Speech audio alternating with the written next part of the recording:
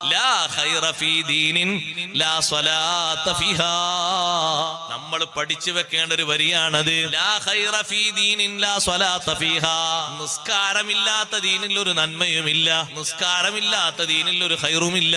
എല്ലാം സജീവ പ്രവർത്തകനാണ്, സജീവ അംഗമാണ്, മറ്റേ അംഗമാണ്, പക്ഷേ നിസ്കാരല്ല. എന്ത് ദീനാണ്? നിസ്കാരല്ലാത്ത ദീനിൽ ഒരു ഖൈറുമില്ല.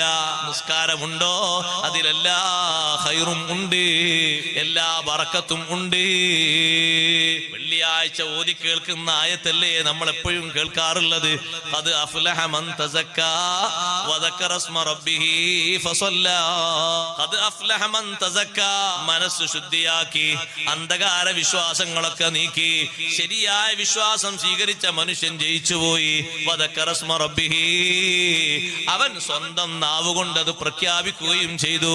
കൂട്ടത്തിൽ ഒരു അമലാണ് അല്ലാഹു എണ്ണി പറഞ്ഞത്. ഫസല്ലാ. അവൻ നിസ്കരിക്കുകയും ചെയ്തിട്ടുണ്ട്. നിസ്കരിക്കാത്തവർക്ക് വിജയമില്ലേ?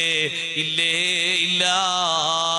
മരിക്കുന്ന നേരത്ത് ഈമാൻ തെറ്റിപ്പോകാൻ ഏറ്റവും പ്രധാനപ്പെട്ട കാരണങ്ങൾ പഠിപ്പിച്ചപ്പോ മഹാന്മാരായ പണ്ഡിതന്മാര് പറഞ്ഞു, ഏറ്റവും കൂടുതൽ മരണത്തിന്റെ നേരത്ത് പ്രയാസപ്പെടുന്ന മനുഷ്യൻ നിസ്കാരം പരിഗണിക്കാത്തവനാണ്.